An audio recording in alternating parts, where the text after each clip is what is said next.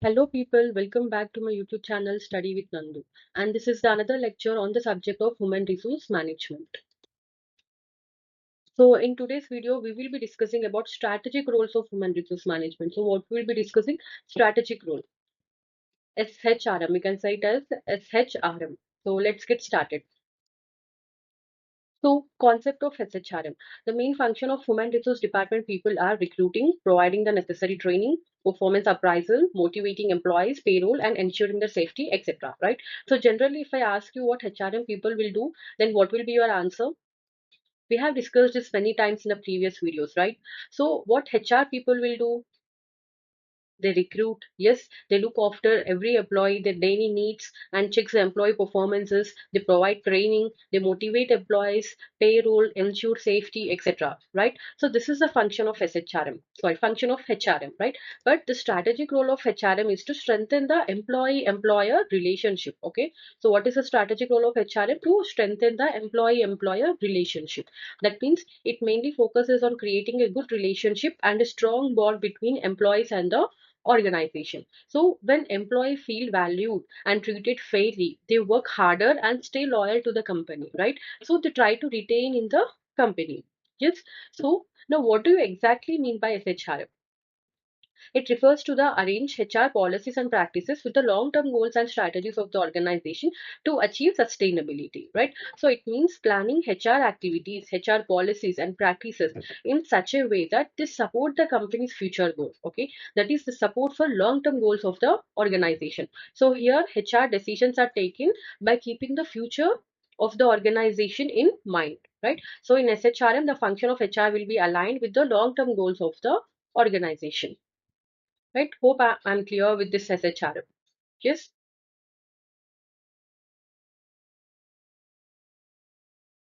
So the strategic HRM can be defined.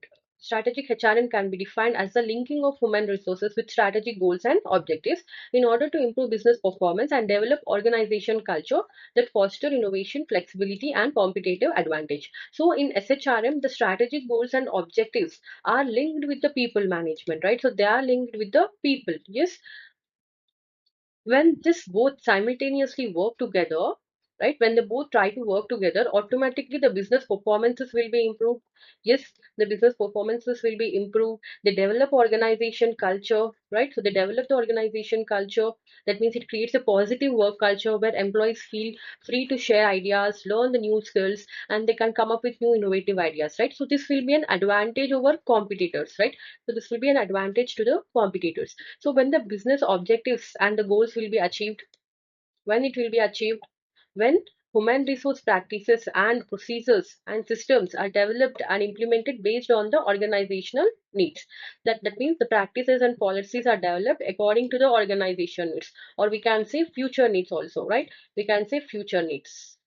Yes, so hope I'm clear with this HRM. In simple sentence, I can tell you HRM, managing people on day-to-day basis, that is on routine activities, but SHRM, managing people for future, that is future success of the organization, right? Now, let us understand the aims of SHRM. Okay, so the first one is to achieve organizational goals. So, strategic HRM helps the organization to achieve its goals by recruiting and selecting right people for the right job at the right time. Okay, so HR people should hire skilled employees for organization success. Fine. Second one is the develop competitive advantage. So, I have explained competitive advantage in the last slide. Yes.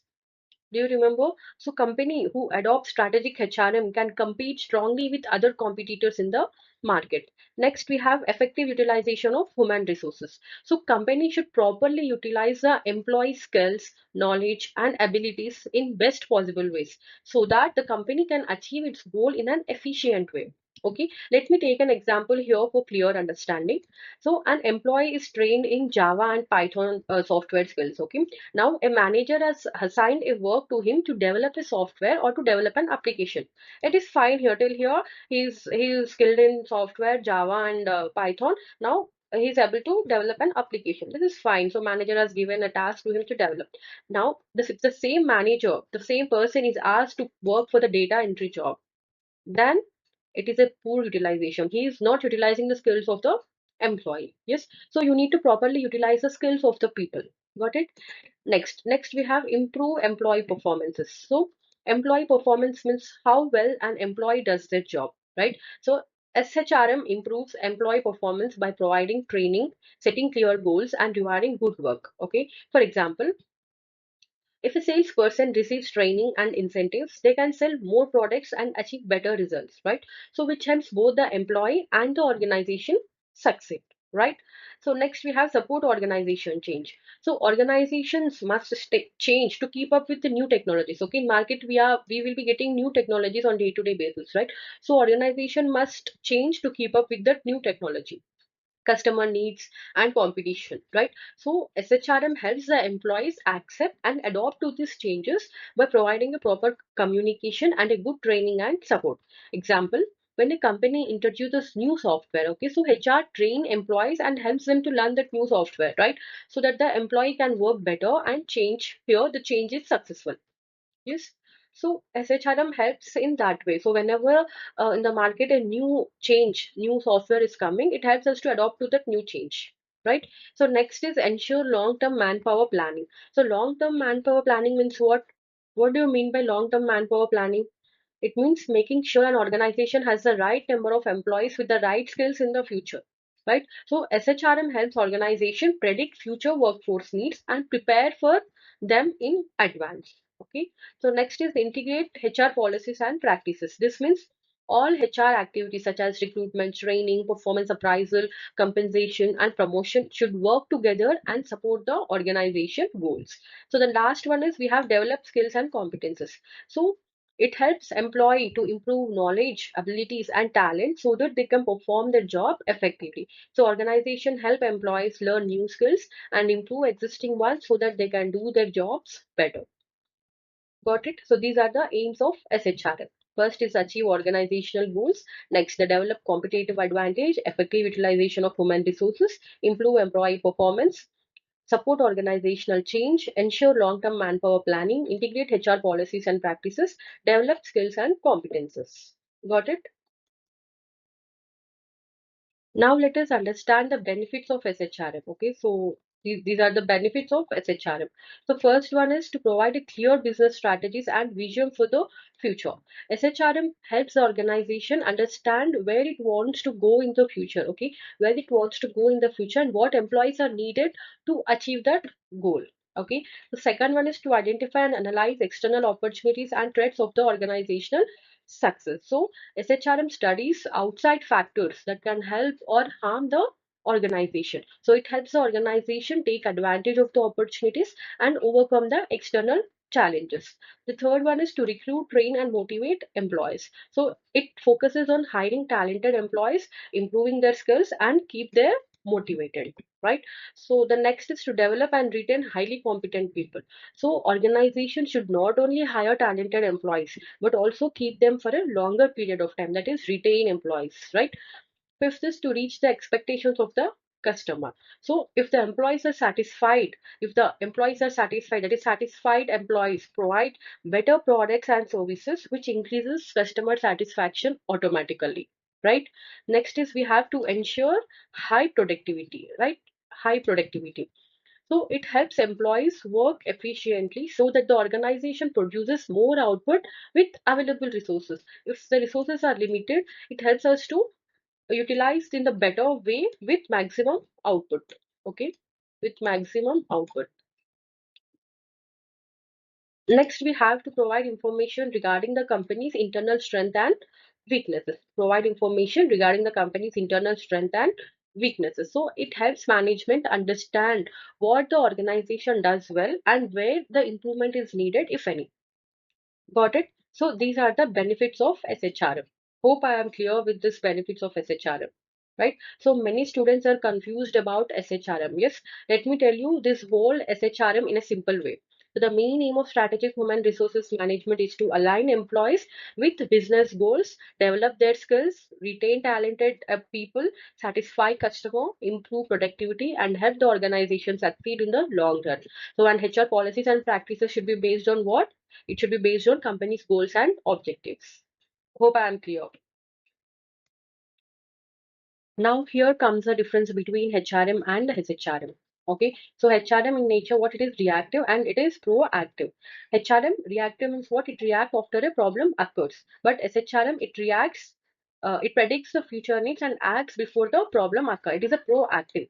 Okay, so HRM is reactive and SHRM is proactive. Next one is focus. So what it focus HRM, it focuses on employee management. Okay, it focuses on employee management, but SHRM, what does it does? It does focuses on aligning HR activities with the business strategies. Okay, HRM manages people, but SHRM manages people to achieve business goals.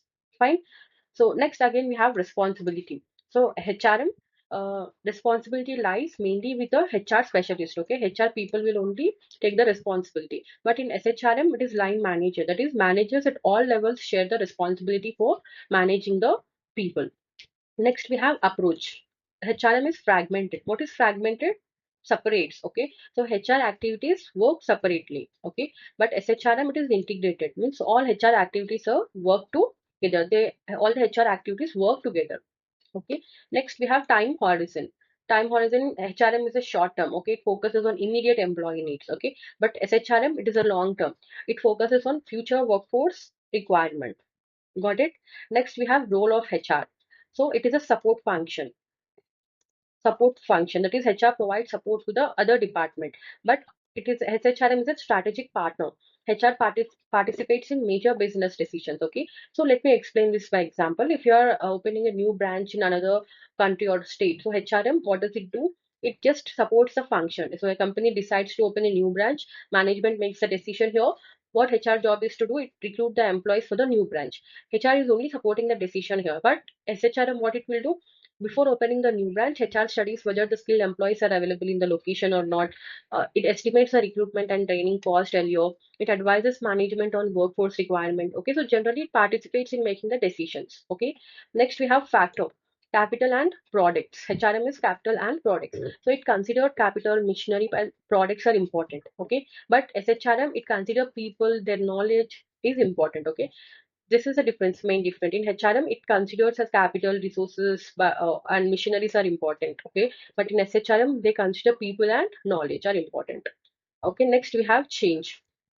Follows change. Okay, so HRM, what we will do in HRM, it adjusts after changes occur. Okay, it follows the changes, but in SHRM, it initiates the changes. Right. Next, we have accountability. HRM is a cost center, right? Employees are viewed as an expense. Okay, so how much we are spending on the employees, we consider that in HRM. But in SHRM, it is an investment center. Okay, so employees are viewed as an investment that generate the future returns. Okay. Next, we have decision level. So decisions are usually made by middle and lower management people in the HRM. But in SHRM, the decisions are made by the top management people. Clear? Hope I am clear with the difference between HRM and SHRM. So, if you found this explanation helpful, don't forget to like, share, and subscribe to Study with Nandu for more easy HRM and MBA lessons. So, let's wind up this video and continue in the next part. So, thanks for watching the video. I hope you found this lesson helpful. Thank you.